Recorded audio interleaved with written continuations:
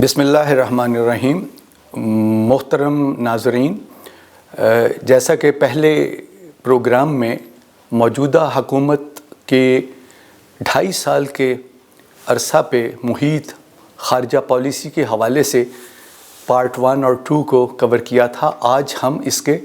تیسرے حصے کی طرف آ رہے ہیں جو کہ پاکستان اور انڈیا کے تعلقات کے بارے میں ہے۔ یہ حقیقت اپنی جگہ تسلیم شدہ ہے کہ پاکستان اور بھارت کے تعلقات پاکستان بننے سے لے کے آج تک تناؤ کا شکار رہے۔ اس میں بہت سے اپس اینڈ ڈاؤنز آئے، اتار چڑھاؤ۔ اگر میں اس کا صحیح تجزیہ کروں تو اتار زیادہ تھے اور چڑھاؤ نہ ہونے کے برابر تھے۔ ہماری موجودہ حکومت کی جو 2.5 سال کی کارکردگی ہے اس میں بھی ہمیں بے شمار ٹینشنز کا سامنا کرنا پڑا۔ دونوں ملکوں کے درمیان جو تعلقات تھے وہ ایک ایسی نہج پر جا رہے تھے جن کو کسی طرح سے بھی متوازن یا ایک سطح پہ ہونے والے تعلقات نہیں کہا جا سکتا۔ یہ بات بھی اپنی جگہ مسلمہ ہے کہ پاکستان اور بھارت کے تعلقات میں سب سے بڑی مشکل جو رہی وہ تنازع کشمیر تھا۔ تنازع کشمیر جو کہ 1947 سے لے کے آج تک حل طلب رہا اور اسی سے جڑے ہوئے تعلقات میں اتار چڑھاؤ یا تناؤ پیدا ہوتا رہا، اور خاص طور پہ موجودہ حکومت جب برسر اقتدار آئی تو 5 اگست 2019 کو بھارت نے یک طرفہ طور پہ جو غیر قانونی اقدامات کیے جموں اور کشمیر کے اندر اس کے سٹیٹس کو بدلنے کے لیے اپنے کانسٹیٹیوشن کے آرٹیکل 370 اور 35A کو بدل کے امینڈ کر کے ختم کر کے جو نئے اقدامات کیے، اس سے بھی دونوں ملکوں کے تعلقات میں بہت زیادہ مشکلات کا سامنا کرنا پڑا۔ جب وزیر اعظم عمران خان اگست 2018 کو اقتدار میں آئے تو ان کی ابتدائی جو رسمی چیزیں تھیں اس میں انہوں نے اس چیز کا اظہار کیا کہ اگر بھارت ہماری طرف ایک قدم چل کے آتا ہے تو اچھے ہمسائیگی کے تعلقات کو پرامن طور پہ آگے لے جانے کے لیے پاکستان 2 قدم ان کی طرف جائے گا۔ یہ ایک ایسا خیر سگالی کا پیغام تھا جس کو بھارت کی قیادت نے، پرائم منسٹر مودی نے یا ان کی جماعت RSS نے یا ہندوتوا پالیسی کو آگے لے کے چلنے والے، اس فلسفی کو آگے لے کے چلنے والے لوگوں نے جو ایک اپنے خاص فریم ورک کے اندر کام کر رہے تھے، وہ اہمیت نہیں دی کہ جو پاکستان کی طرف سے خیر سگالی کی شکل میں پیش کی گئی تھی۔ اور پھر ایک کے بعد دوسرے ایسی بے شمار چیزیں ہوئیں جس سے 2 ملکوں کے تعلقات کے درمیان کسی قسم کی بہتری نظر نہیں آ رہی تھی، بلکہ یہ کہنا بے جانا ہوگا کہ پاکستان اور بھارت کے تعلقات اس دور میں بری طرح سے جمود کا شکار ہوئے۔ اعلیٰ سطح پہ 2 ملکوں کی قیادت کا آپس میں ملنا پہلے ہی موقوف ہو چکا تھا، اور نہ صرف یہ بلکہ جو ہمارا ایک بامعنی مکالمہ کبھی چلتا تھا 2015 سے پہلے وہ بھی رک گیا تھا، اور اس کے علاوہ پاکستان کی قیادت کو جب کبھی وہ بھارت جاتے اور کشمیری لیڈروں سے ملنے کا موقع ملتا وہ بھی بند کر دیا گیا تھا۔ تو حقیقتاً پاکستان اور بھارت کے تعلقات ایک خاص جگہ پہ آ کے رک گئے تھے اور جمود کا اور تناؤ کا شکار تھے۔ اس ماحول میں جب وزیر اعظم نے اقتدار سنبھالا تو ستمبر 2018 میں جو اقوام متحدہ کی جنرل اسمبلی کا پہلا اجلاس جسے 73واں اجلاس ہے، اس میں وزیر اعظم نے نہ جانے کا فیصلہ کیا، اور اس کی بظاہر جو وجہ بیان کی گئی وہ کفایت کی وہ مہم تھی جس میں سلوگن یہ تھا کہ پیسوں کو بچایا جائے، خرچوں کو کنٹرول کیا جائے، یا ملکی حالات تھے جو معیشت کے اعتبار سے معاشی طور پہ پاکستان کے لیے مشکلات کا سبب بن رہے تھے۔ ان حالات میں وزیر اعظم کا یہ فیصلہ کرنا کہ وہ اقوام متحدہ کے اس اجلاس میں نہ جائیں، یہ میرے نزدیک بحیثیت ایک سفارتکار اور تجزیہ نگار کے اور ایک ریسرچر کے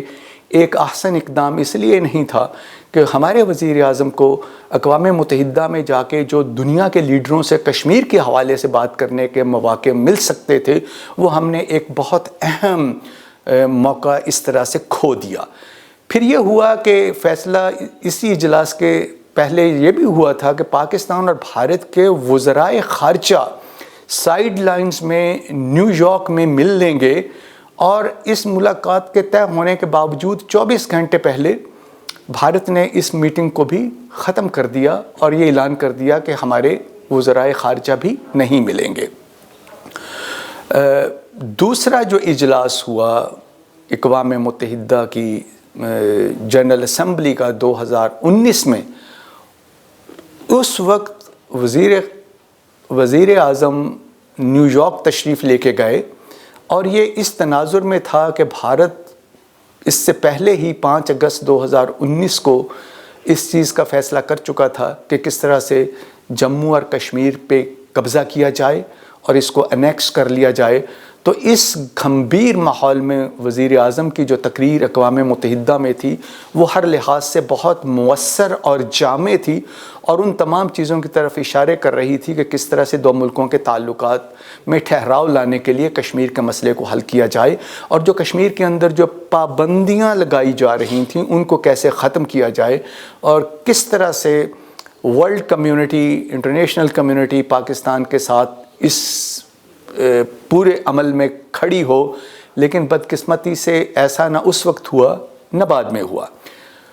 اسی طرح سے وزیر اعظم نے اقوام متحدہ کے تیسرے اجلاس سے جو کہ 2020 میں ہوا، وہ بھی ورچوئل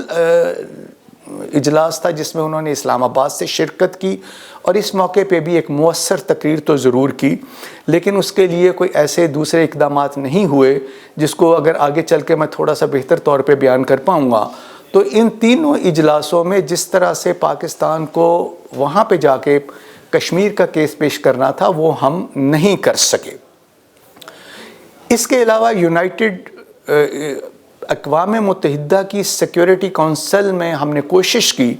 کہ کشمیر کے اوپر ایک ڈیبیٹ کروا دی جائے، جو کہ پاکستان کے لیے خود سے کرنا ممکن نہیں تھا کیونکہ پاکستان سیکیورٹی کونسل کا اس طرح سے ممبر نہیں تھا۔ تو چین نے ہماری اس موقع پہ مدد کی، اور 2018 سے 2020 تک 3 مرتبہ اقوام متحدہ کی سیکیورٹی کونسل میں 3 ایسے غیر رسمی اجلاس منعقد کیے گئے جس میں کشمیر کے اوپر غیر رسمی گفتگو ہوئی، لیکن جو توقع کی جا رہی تھی کہ اس کے نتیجے میں پریزیڈنٹ جو ہیں یو این سیکیورٹی کونسل کے، ان کی طرف سے ایک کوئی فارمل سٹیٹمنٹ آئے گا، وہ نہیں آیا، بلکہ یہ کہا گیا کہ پاکستان اور بھارت اپنے تنازعوں کو بشمول کشمیر کے مسئلے کو باہمی مکالمے سے، بات چیت سے حل کریں، اور جس طرح سے اقوام عالم کو یا انٹرنیشنل کمیونٹی کو پاکستان کے ساتھ کھڑے ہونا تھا وہ چیز بھی نہیں ہو سکی۔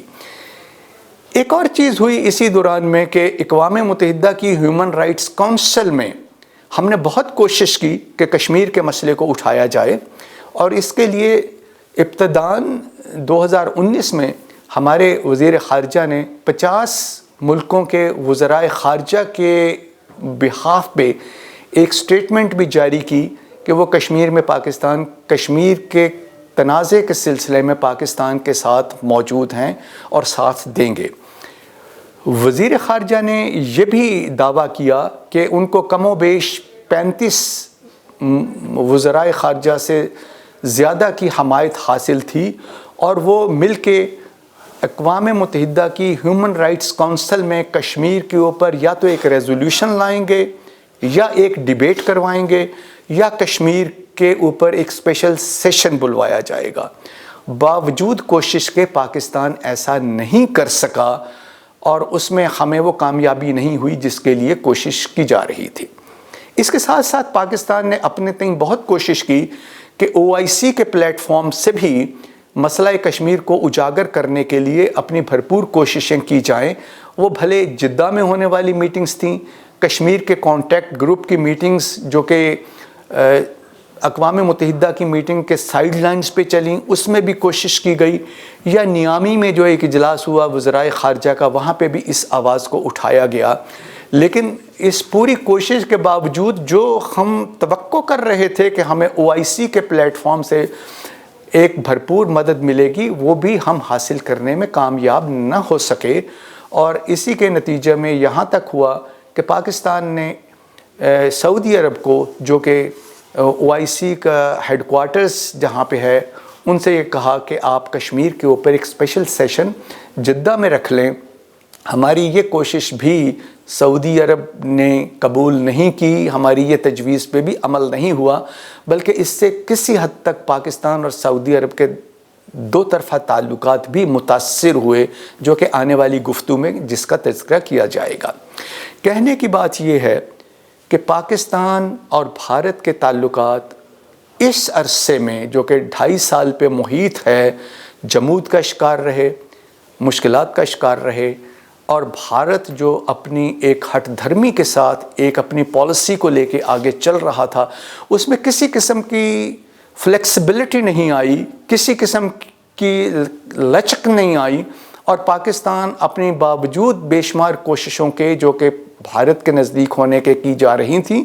جس میں اخلاص بھی تھا اور دو طرفہ تعلقات اور خیر سگالی بھی تھی، بھرپور کوششوں میں کامیاب نہ ہوا، کیونکہ بھارت اپنے طور پہ بہت علیحدہ طور پہ سوچ رہا تھا، اور اس کے پیچھے مودی کی ہندوتوا کی پالیسی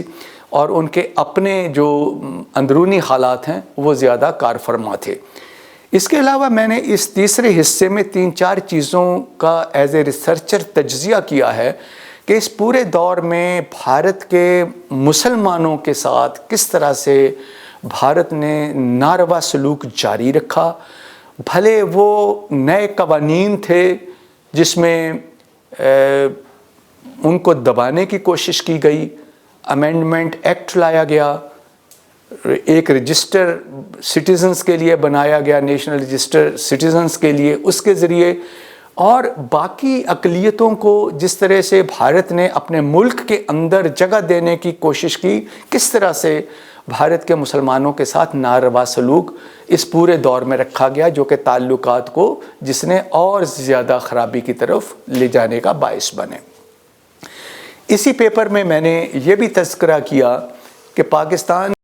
کی بھرپور کوششوں کی، جو کہ خیر سگالی پر مبنی تھے، کرتارپور کوریڈور کو کھولا گیا تاکہ سکھ یاتریوں کو بابا گرو نانک کے جائے پیدائش پہ، جہاں پہ انہوں نے قیام بھی کیا، ایک طویل عرصہ رہے، وہاں پہ جانے کے لیے وہ اسپیشل کوریڈور اور گردوارہ کو جو بہتر شکل میں پیش کیا گیا تھا، وہاں پہ جانے کی اجازت دی۔ اس کا وزیر اعظم نے اپنی افتتاحی تقریر، جو کہ انہوں نے برسر اقتدار آنے کے فوراً بعد کی تھی، اس میں بھی اظہار کیا تھا کہ کرتارپور کوریڈور کو، جو کہ پچھلی حکومتیں بھی کھولنے کی کوشش کر رہی تھیں، کھولا جائے گا، اور سکھ یاتریوں کو یہ موقع دیا جائے گا کہ وہ اپنی جگہوں پہ جائیں اور یاترا کے لیے پہنچیں۔ تو یہ ایک قسم کی یہ اعزاز اس حکومت ہی کو حاصل ہوا کہ انہوں نے کرتارپور کوریڈور کو کھولا اور بابا گرو نانک کی اس جگہ پہ جو گردوارہ بنا تھا وہاں پہ سکھ یاتریوں کو جانے کی اجازت دی۔ اور اس میں یہ یقیناً جہاں پہ ایک طرف ریلیجس ٹورزم کی طرف ایک اچھا اقدام تھا، ہماری بھارت کے ساتھ یا اپنی سکھ کمیونٹی کے ساتھ ایک اظہار یکجہتی بھی تھا، لیکن اس کو بھی بھارت نے اس طرح سے پیش نہیں کیا جیسے انہیں کرنا چاہیے تھا، بلکہ نیگیٹیولی پیش کیا، اور یہ کہا کہ اس گردوارے کے توسط سے بھی غالباً پاکستان، جو کہ ایک بہت ہی بھونڈا الزام تھا، کہ دہشت گردی کو فروغ دینے کی کوشش کرے گا۔ کچھ تجزیہ نگاروں کا یہ بھی خیال رہا کہ یہ نومبر 2019 میں اس کوریڈور کا کھولنا